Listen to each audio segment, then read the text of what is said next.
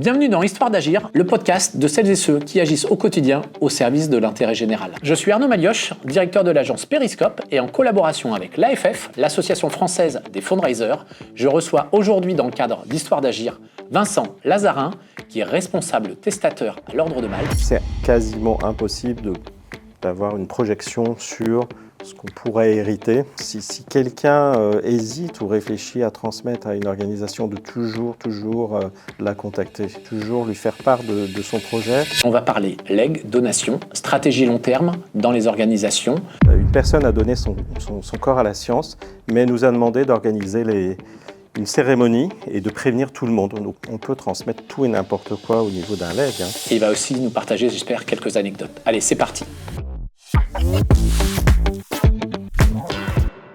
Au fait, ce format vous est présenté par Periscope, l'agence digitale responsable, et l'Association française des fundraisers, le réseau des professionnels de la collecte de fonds et du mécénat engagé au service de l'intérêt général. Vincent, bonjour. Bonjour. D'abord, merci beaucoup d'avoir accepté l'invitation et de nous rejoindre sur ce deuxième épisode de Histoire d'agir, le podcast des gens qui souhaitent agir au service de l'intérêt général. Je t'en prie, merci. Tu es responsable des relations testateurs à l'Ordre de Malte. C'est vrai. C'est exact. Et du coup, est-ce que, avant qu'on rentre dans le vif du sujet, tu peux nous présenter un petit peu ton parcours et puis après ce que tu fais aujourd'hui à l'Ordre de Malte ? Mon parcours, j'ai fait des études à la base de communication qui assez traditionnellement m'ont amené à travailler dans des services communication, plutôt dans des grands groupes. De façon assez accidentelle, je me suis retrouvé à la SPA, donc à la Société protectrice des animaux qu'on ne présente plus. J'y ai occupé différentes fonctions. Soit responsable marketing, responsable donateur. Et à travers ces fonctions, j'ai découvert, puisque quand même la SPA, c'est une organisation qui a la chance d'avoir énormément de legs, j'ai découvert le métier de relation testateur qui justement n'existait pas à la SPA, ce qui m'avait interpellé, quoi.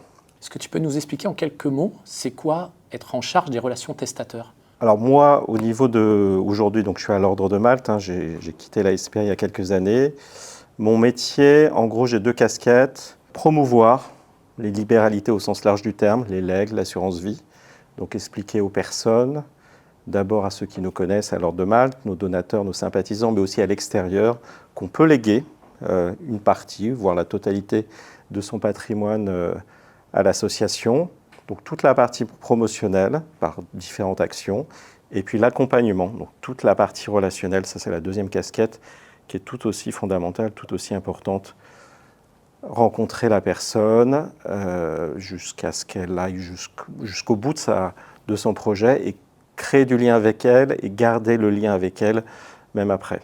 Donc un peu comme le podcast précédent qu'on a réalisé, pour toi l'humain et l'humanisation de la relation, c'est fondamental pour créer de la confiance et rassurer les personnes dans leur démarche ?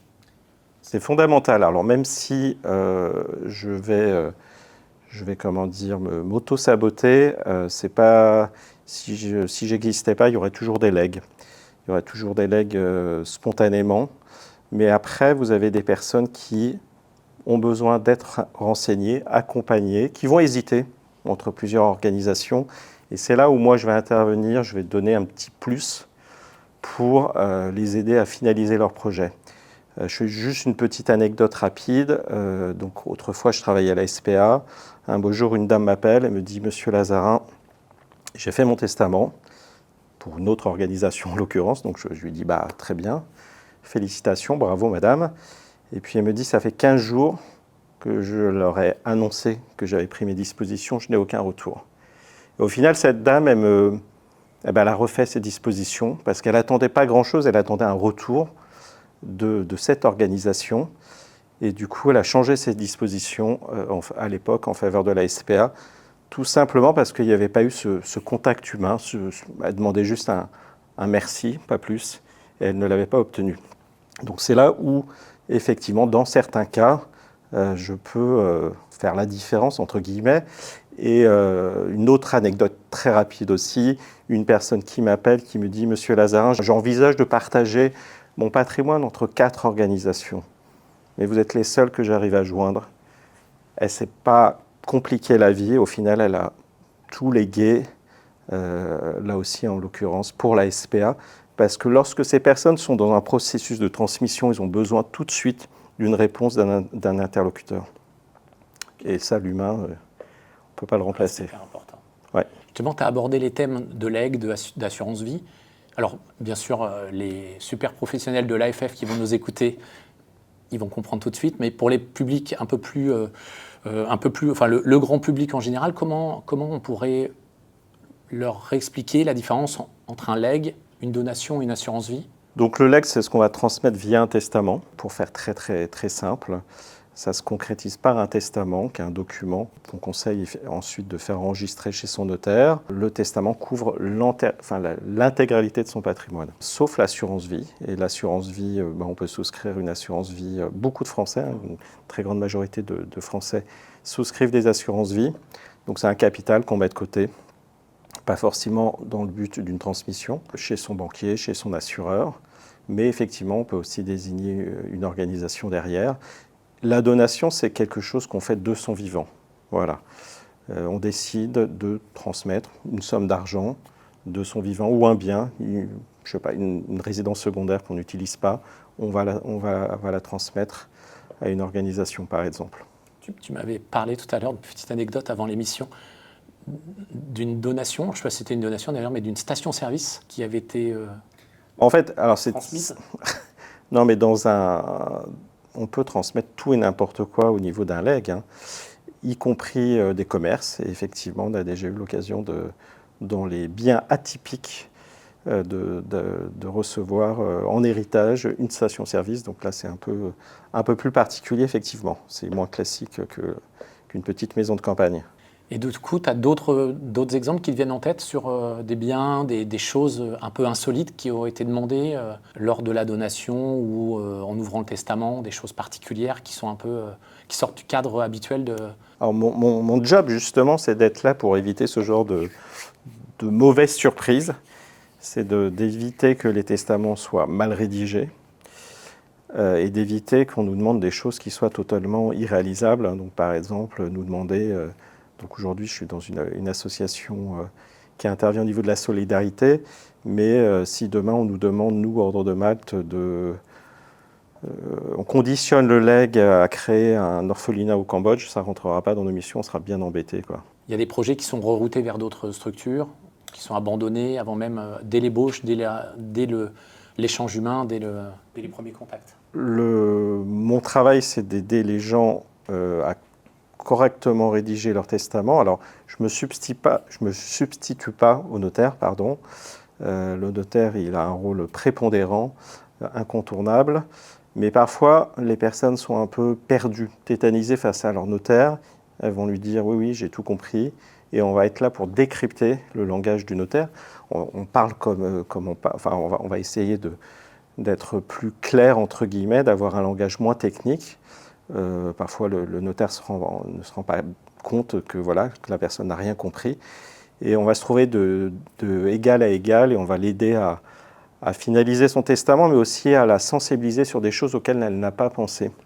Des choses qu'elle est tout à fait en possibilité, en capacité de nous demander et qui, pour nous, association, peut montrer aussi qu'on n'est pas juste là pour prendre son patrimoine. Il y a des choses qu'on peut faire une fois, même au-delà, une fois que la personne n'est pas là. Entretenir son caveau, faire célébrer une messe, voire disperser des cendres. Enfin, voilà, il y a plein de petites choses auxquelles les personnes ne pensent même pas nous demander.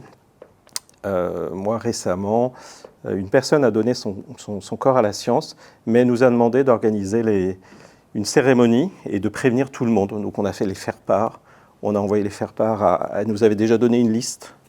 On a prévenu les gens, on a organisé une cérémonie religieuse et les gens qui étaient là étaient assez touchés par cette démarche et de voir qu'on respectait les volontés de la personne jusqu'au bout, quoi. Tu parlais des notaires tout à l'heure, rapidement, avec la difficulté parfois à certaines personnes de comprendre, décrypter un petit peu. Le notaire ou le conseiller en gestion de patrimoine fait partie aussi de l'écosystème avec lequel il faut composer pour accompagner les personnes ou les frontières sont bien délimitées? Le notaire est quelqu'un qu'on côtoie, qu'on rencontre au moment des successions. Donc c'est vraiment quelqu'un avec qui il faut travailler en bonne intelligence. Tous les notaires ne sont pas forcément sensibilisés à la transmission de patrimoine à une organisation, mais nous, on conseille dans tous les cas, pour nous, le notaire, et on conseille à toutes les personnes qui nous rencontrent ou qui demandent conseil, de se tourner vers un notaire. Ça nous semble important d'être avec un professionnel. Les conseillers de patrimoine, c'est quelque chose de moins fréquent, sachant qu'en plus ça va correspondre à des personnes qui ont un patrimoine assez conséquent, qui ne savent pas toujours comment placer leur patrimoine. Et là, c'est plutôt quelque chose sur lequel, aujourd'hui, c'est un enjeu de réussir à créer du lien avec ces personnes-là, à les identifier, pour qu'effectivement, on crée des interactions de personnes qui ne sauraient pas quoi faire de leur patrimoine et surtout au niveau de la transmission. On va rentrer un petit peu dans le vif du sujet, des problématiques au quotidien auxquelles tu es confronté. C'est vrai qu'on est dans un monde digitalisé où tout se mesure, où tout va très vite, l'IA arrive, voilà, ça change énormément de process. Comment toi tu vois la relation testateur, comment tu vois ton métier aujourd'hui qui s'inscrit dans un temps long, puisque tu pourras d'ailleurs nous redire quel est le délai moyen entre le moment où une personne décide de léguer à l'ordre de Malte et le moment où vous récupérez par la force des choses un patrimoine. Comment tu travailles ce temps long de 5, 10, 15 ans voilà, ça m'intéresse de savoir comment on n'est pas du tout dans une stratégie de collecte urgentiste ou autre. Comment ça se travaille? Alors ça, c'est clair qu'on n'est pas du tout dans des opérations marketing où au bout de 2 mois, on va commencer à avoir des résultats. Lorsque je rentre en contact avec une personne, je ne me dis pas ça y est, je déclenche un compte à rebours et dans 8 ans, on se donne rendez-vous. Je n'ai pas du tout conscience de ça. Comme on est dans une moyenne, comme je disais, 8 ans, plutôt 10 ans, il arrive il y a des personnes que j'ai côtoyées il y a 1 an, 2 ans et qui décèdent dans des temps très courts et donc je vais connaître leur fin. Et il y en a d'autres, effectivement, quand j'aurai quitté l'ordre de Malte, qui seront toujours vivants et tant mieux pour elles. D'ailleurs, on s'est rendu compte que léguer maintient en vie, prolonge en tout cas sa durée de vie, puisque la durée de vie, elle doit être autour de 85 ans pour les femmes, 80 ans pour les hommes. Et si je regarde en 2024, par exemple, au niveau de la succession, on avait par exemple une personne qui est morte à 113 ans, ce qui est plutôt un bel âge, et on avait sur 2024 environ 12% de centenaires. Donc moi je conseille à tout le monde de léguer si en tout cas on veut vivre longtemps. C'est l'idée à mon tour moi-même de transmettre aux personnes qui seront après moi. Ça veut dire qu'il va falloir laisser des informations claires sur les testateurs pour que la relation ne se coupe pas, ne s'arrête pas, et qu'on conserve le lien. Moi, quand je suis arrivé dans différentes structures, effectivement, on se rend compte parfois qu'il y a eu, à un moment donné, il n'y a pas eu de transmission, il n'y a pas eu de passage, il n'y a pas eu de témoin, voilà, et on perd des informations et on retrouve des dossiers et on ne sait pas si la personne est toujours à changer ses dispositions ou pas. Donc c'est vraiment important de penser à la transmission après soi, effectivement, également au niveau de son poste. Et ça, c'est quelque chose qui n'est pas encore forcément bien inscrit, bien sensibilisé dans nos métiers. On fait plusieurs organisations en général sur une vie, quoi. Du coup, tu parlais de la personne qui avait 113 ans. Donc ça se trouve, elle a fait une communication il y a 30 ans. Il y a un dossier papier qui traîne quelque part. Enfin, comment ça se passe quand on a des lignes de temps comme celle-ci pour justement transmettre à son successeur une information de qualité pour continuer à enrichir la relation, l'approche humaine, être au courant des dossiers? La plupart des organisations, lorsqu'une personne décède, et lorsqu'une succession s'ouvre, puisque c'est le décès qui ouvre la succession, vont consulter, effectivement, vont essayer de reconstituer l'historique de la personne. Et ça passe par savoir effectivement quel était son lien avec l'organisation. Est-ce qu'elle était donatrice? Est-ce qu'elle était bénévole? Est-ce que également il y avait effectivement un dossier de promesse? Est-ce que de son vivant, elle a exprimé qu'elle allait transmettre? Et est-ce qu'on a la copie du testament, des indications, etc. Alors c'est quelque chose qu'on fait aujourd'hui, mais il y a 50 ans, mon métier n'existait pas, donc il n'y a pas forcément toujours l'historique. On n'a pas toujours toute l'histoire de la personne, ce qui est pourtant important parce que mon métier aussi, c'est d'humaniser le dossier, qu'on ne soit pas justement sur un énième dossier de succession et de savoir que derrière, il y a une histoire, quoi. Et du coup, tu mets donc l'humain, ce qui est génial, au cœur de la relation pour créer cette confiance, accompagner la personne dans ses choix, qu'ils soient uniques ou multiples en fonction de la manière dont elle veut léguer et elle veut construire son testament. Donc du coup, comment tu fais? Tu te démultiplies? Tu as une équipe plus autour de toi? Comment tu gères au quotidien et comment tu accompagnes dans ton développement de la relation Alors je suis tout seul au niveau de l'Ordre de Malte. Certaines organisations ont 2, 3 chargés de CRT, comme on dit, chargés de relations testateurs. Effectivement, le risque, c'est de délaisser la relation et de prioriser sur plus l'action, parce que la relation est quelque chose qui est assez invisible, qu'on ne perçoit pas et qui est assez chronophage en termes de temps. Moi, je suis... La relation, c'est effectivement, c'est être le confident, c'est être le psy, c'est être le médecin, c'est être... voilà, on endosse plein de rôles divers et variés selon la personne qui est face à nous. Et c'est aussi toute la richesse de la relation, c'est d'entrer dans l'intimité de la personne, quoi. Ok. Et du coup, tu travailles aussi ta projection, c'est-à-dire que, on vient de le dire, le délai moyen entre le moment où on décide de léguer et le moment où la fin de vie survient, on a 8 à 10 ans. Comment toi tu travailles tu as des objectifs, c'est des questions bêtes, hein, tu as des objectifs, c'est un pudique ce que je dis. C'est pas, non, mais c'est une réalité, hein. Les gouvernances, les directions veulent des... considère que je ne suis pas payé juste à prendre le thé avec des vieilles personnes, ou que je vais être payé gratuitement pendant 10 ans avant que tombe ce qui est pas mal, et démissionner ensuite. Non, ce qu'on peut faire aujourd'hui, alors c'est des vraies questions qu'on se pose dans toutes les organisations. C'est quasiment impossible d'avoir une projection sur ce qu'on pourrait hériter. Déjà, c'est très compliqué. Déjà, les organisations ont des patrimoines qu'elles gèrent et qu'elles doivent estimer. Déjà, ça, c'est compliqué. Alors, estimer ce qu'on potentiellement on peut obtenir, c'est compliqué. On va plutôt réfléchir sur le nombre de testateurs ou de projets qu'on a dans nos fichiers. En fait, on constitue tous une base, un fichier, et dans lequel on va segmenter une population. Et on va avoir, alors je vais être très basique, hein, c'est une segmentation de base dont je parle et qui est assez fluide et connue. On va avoir d'abord, la première étape, c'est des deals, des demandeurs d'informations. Voilà. Mon but au niveau de la promotion, c'est de déclencher cette curiosité, cette demande d'information, de créer le contact. Les deals, après, l'objet, c'est de les transformer, c'est qu'ils puissent entrer dans un processus de projet. Donc, ce projet de testament, par exemple. Donc, on a dans nos fichiers, pareil, on va les codifier. On va avoir des gens qui sont dans un mode de projet. Léguer, ce n'est pas quelque chose qu'on fait tous les jours. C'est des choses qui peuvent prendre... Pour certaines personnes, ça va être très rapide. Et pour d'autres, c'est un processus qui va prendre plusieurs années. Et à la fin, les personnes deviennent testateurs. Donc, on a ces populations, on a ces contacts qui sont codifiés dans nos bases. Et ensuite, on met en place des cycles relationnels.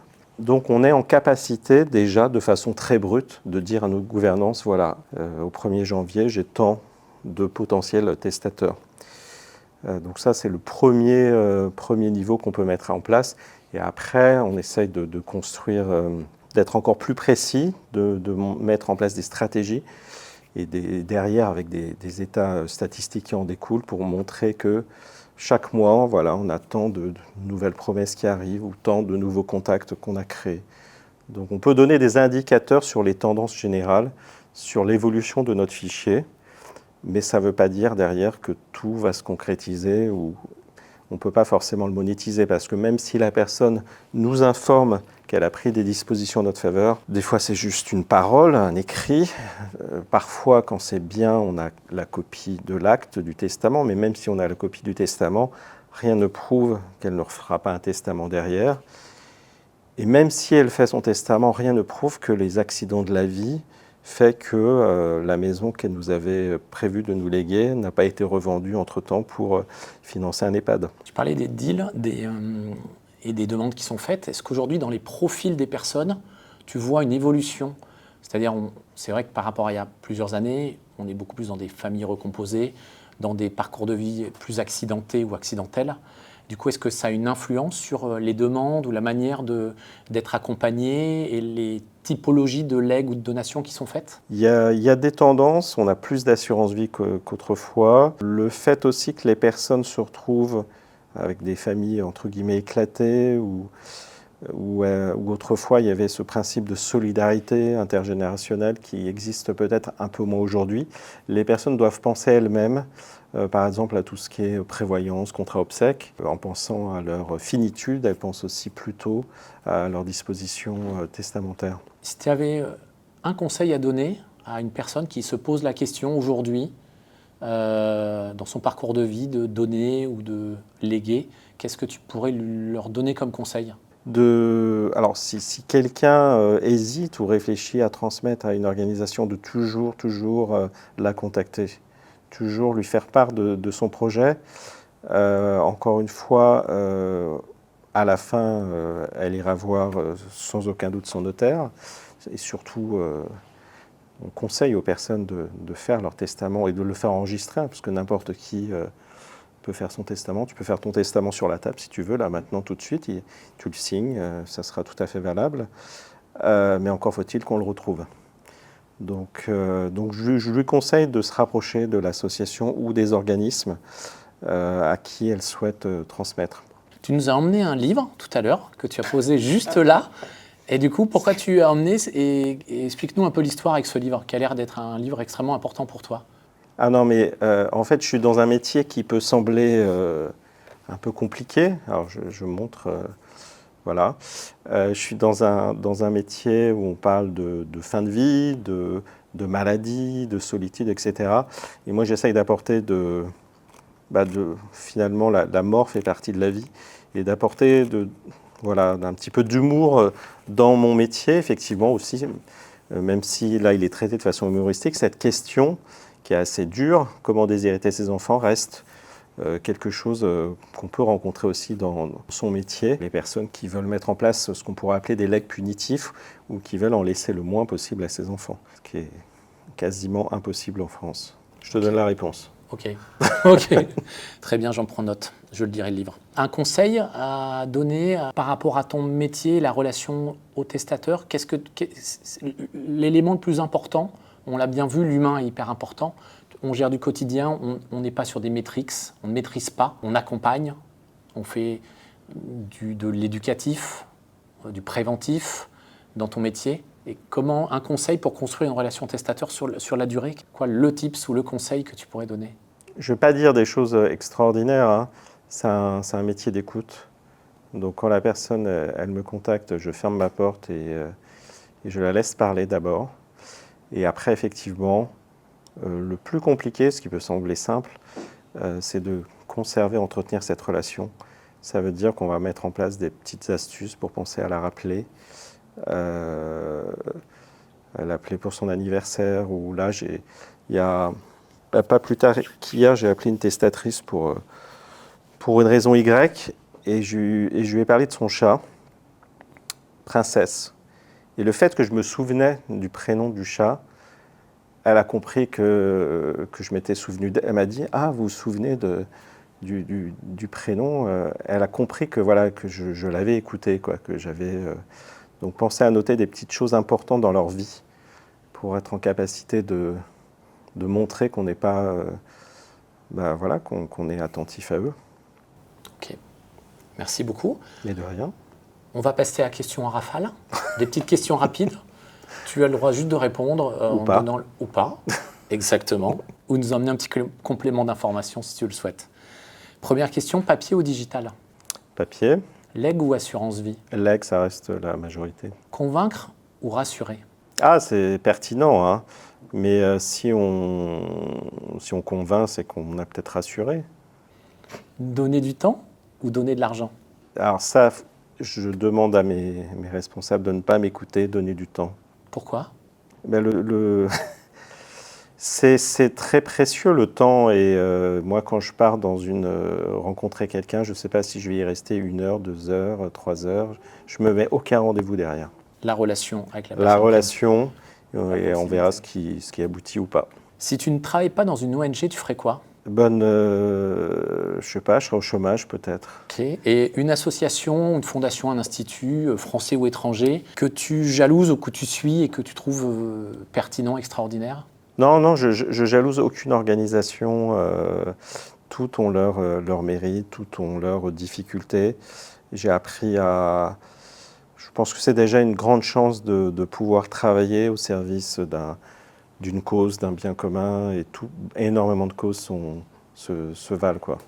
La transmission, on est dans le cadre du colloque francophone de l'AFF, donc la transmission fait partie effectivement de la progression, l'échange fait partie de la progression des acteurs du secteur et du fundraising. Si tu avais un ou plusieurs conseils même à donner à des jeunes qui hésitent à passer le cap, à rejoindre des organisations qui sont des fois aspirées mécaniquement par le privé, etc., qu'est-ce que tu pourrais leur dire et qu'est-ce qui ferait qu'on leur donnerait envie de rejoindre toutes ces belles initiatives aujourd'hui ? Il y a beaucoup de jeunes déjà. Si c'était pour occuper mon poste, je leur dirais plutôt de devenir astronaute, parce qu'on n'est pas très nombreux. Donc c'est aussi difficile peut-être d'occuper cette fonction. Non, il y a on peut entrer par...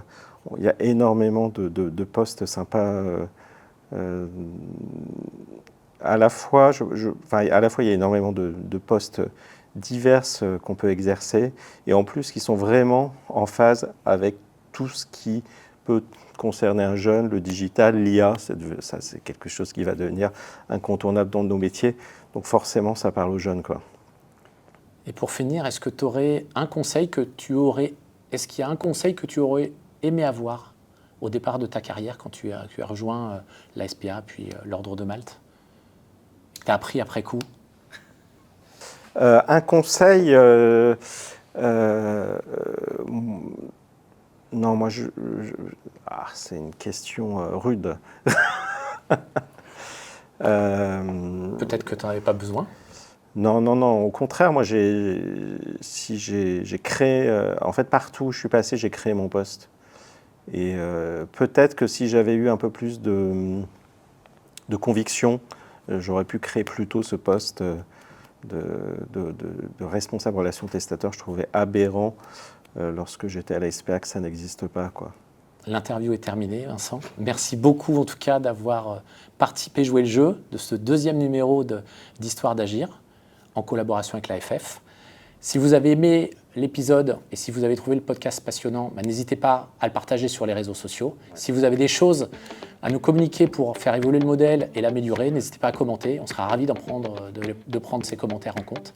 Et on se retrouve très bientôt pour le 3e numéro d'Histoire d'Agir. Merci. C'était Histoire d'Agir, le podcast qui donne la parole à celles et ceux qui mettent leurs convictions au cœur de leur travail. Nous espérons que vous avez passé un bon moment en écoutant cet épisode. Ici, pas de grands discours, que des récits concrets, des parcours inspirants et des prises de tête passionnantes sur comment changer le monde sans consommer toute son énergie. Ce format vous a été présenté par Periscope, l'agence digitale responsable, et l'Association française des fundraisers, le réseau des professionnels de la collecte de fonds et du mécénat engagé au service de l'intérêt général.